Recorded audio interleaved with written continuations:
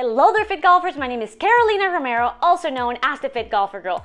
And today we're going to be going through the third and last part of my golf club fitting series. This time for the most important club in your bag, the putter. But before we get started, please help me out by giving this video a thumbs up, subscribing to my channel, leaving me a comment in the comment section below. And if you like this video, please share it with a friend. You ready? Let's get started.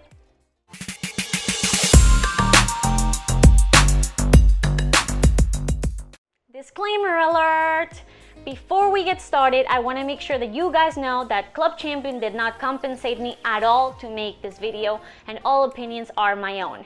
Also, there's other two fitting videos, one for my woods and one for my irons. So if you have any questions about that, check out the videos in the description below. You're gonna love them.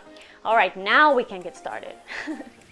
So I am here at Club Champion with Joe, who is gonna be doing my putter fitting today. Joe, tell us a little bit more about yourself. My name is Joe Guerrero, originally born from West Palm Beach, Florida. Went to Kaiser University back in 2014, got my golf management degree.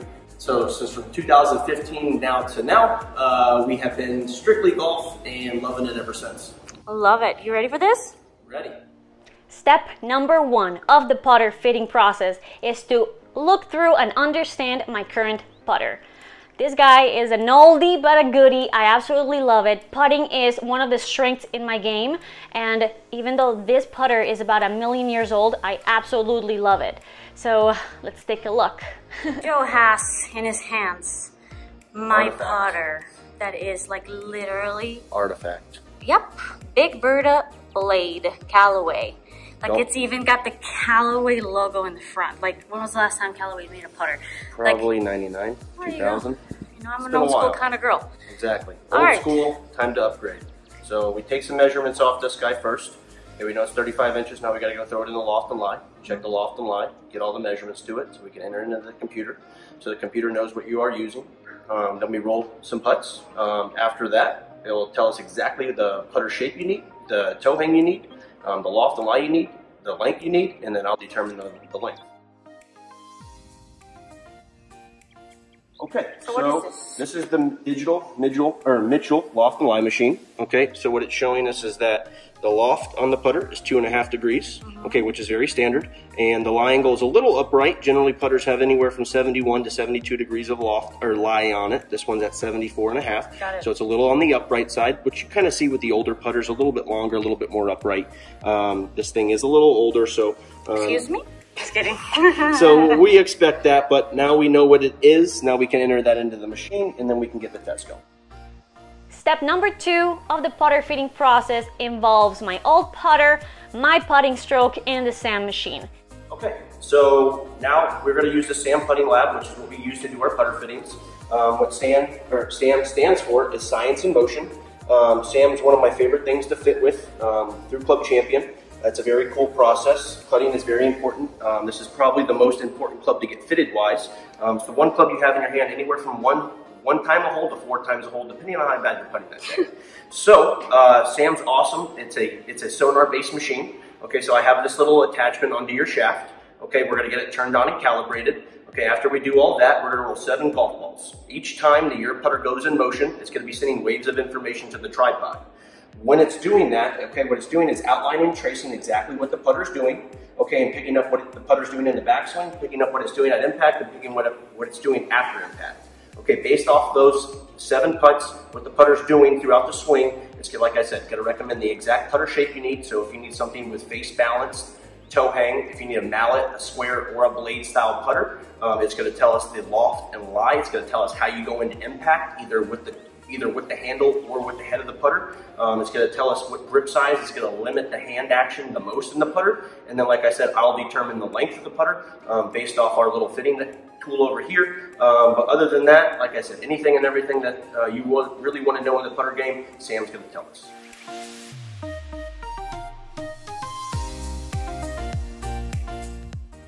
Step number 3. Let's take a look at what the SAM machine has to say and what it recommends for me.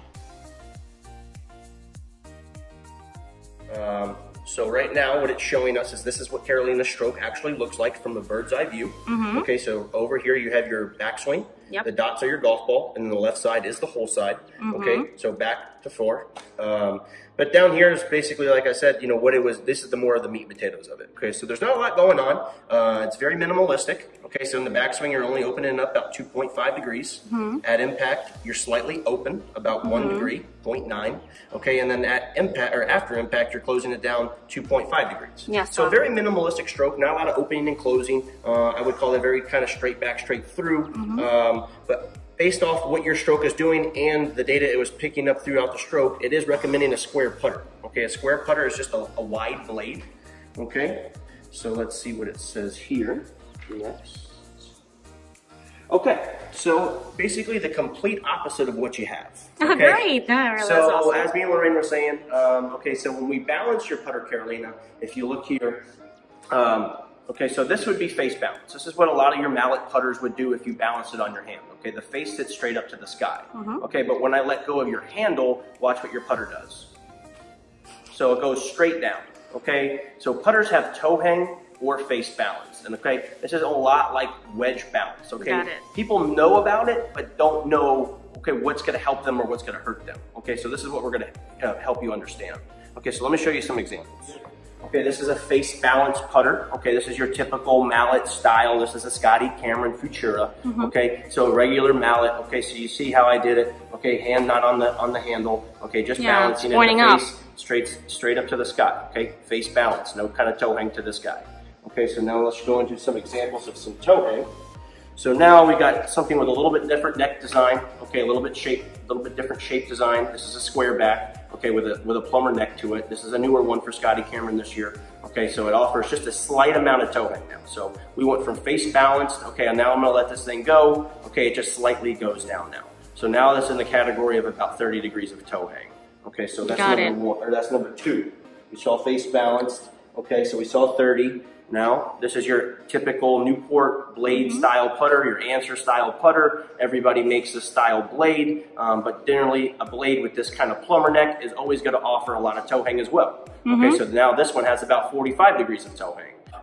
Okay, and then you always have the extreme. When it comes to Scotty Cameron, they make this Laguna style. This is the old Ping Zing style. A lot of people know this kind of putter, but this has a lot of toe hang just like yours does. So when I balance it and then let it go, okay, it is going to go down right around 60 degrees. Okay, so you got to be careful with this one. A lot of people like the shape of it, but it doesn't fit a lot of people because of the amount of toe hang to it. So it's really crucial to get on Sam if you really want this putter to really get fitted for it.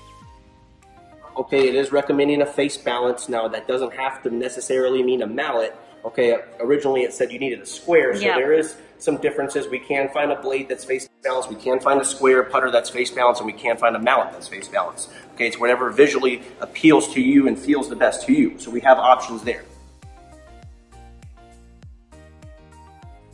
Okay, so next thing is your aiming. Okay, so aiming with your putter is just slightly open. Okay, you're about 1 degree. So what influences alignment?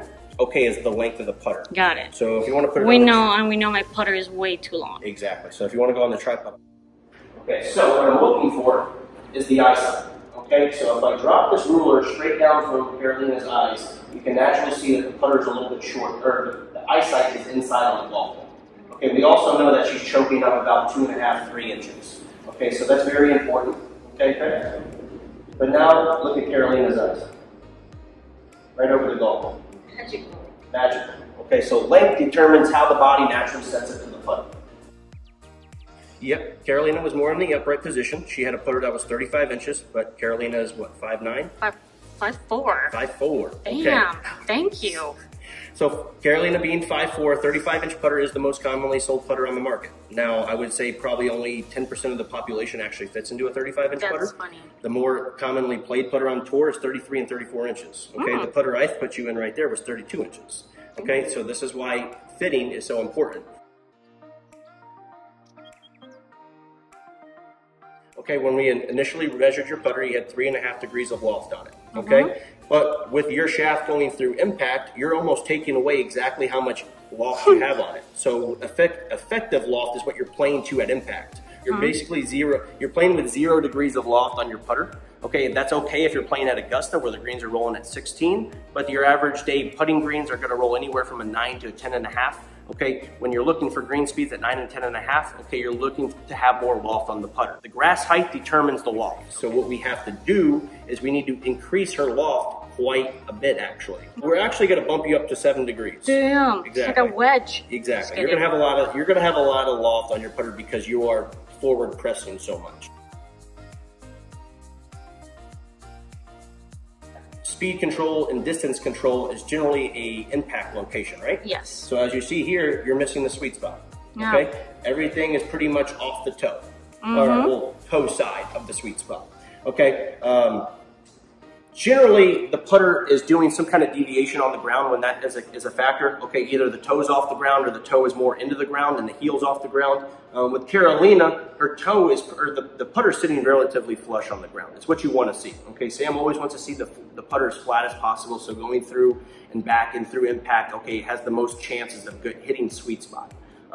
So right now it's showing that the line was initially at 74, but we just want to try to work on moving the ball a little bit closer to the heel at address. So when she does make her stroke, it's not coming off the toe, it's coming off the sweet spot. So what we're seeing here, this is going to show us the consistency of the backswing, how repeatable and how consistent the backswing is. What it's showing us is from the backswing to the golf ball, okay, on all 7 putts, how repeatable that is and how consistent that is. Okay, that's very important in golf because this is where everybody gets handsy. Handsy in the putting game is a death sentence. As you see here, her rotation consistency is a little down. Okay, anything really up, we're looking for above 55%. Okay, so right now she's coming in at 33%. So what we need to do is right now what Sam says is we need something with a little bit larger grip, okay, eliminating the hands. Okay, so right now with your putter, you have a very traditional grip on there, a very standard size grip. It's a smaller diameter, okay, it is tapered, it gets skinnier down by the handle, so we want to find something with a little bit larger diameter to eliminate the hands. There's a couple of ways we can eliminate the hands. We can go to a heavier style putter and also throw a larger grip on there, and that's the best of both worlds. Now here comes the fun part. This is where I get to test out as many putters as I want and then pick my favorites. Okay, so we have a ton of options for Carolina to try now. Well, that's a lot of options indeed. A ton of options. Well, that's good to know that... No stone unturned. So regardless of whatever the Sam says, there's probably going to be a putter that looks the way you want it to look when you set up. Exactly. That's interesting. Exactly. That's why we have so many putters for you, because at the end of the day, like Lorraine was saying originally, putters and wedges are very feel and look oriented. You know, we can recommend a lot, but we obviously know, like I said, face balance, there's a lot of models in it, so we're giving her a lot of options, see which one visually and feel-wise look and sound the best to her. So that's what we're going to try to determine here, is see which models that she's really gravitating towards. Once she kind of selects the models that she likes, then we'll go make alterations to it, because we know exactly what the loft, we know exactly what the lie needs to be, then she can confidently select which one out of the 3 or 2 she likes the best. Love this.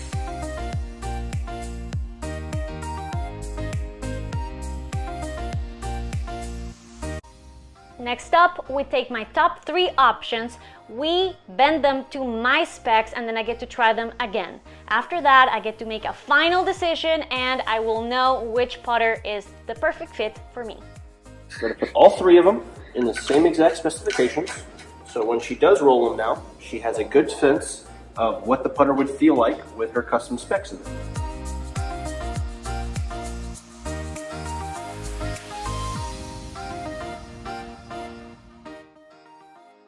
Looks like we have a winner. So after hitting a few more balls with the actual specs, this guy is the winner. I am so excited, I love it. Now that the fitting is done, let me tell you a little bit about my experience and my new putter. Let's start with the putter. I've had this guy for about 5 months now and I love it. I used to love my old putter. Now I'm like literally obsessed with this one.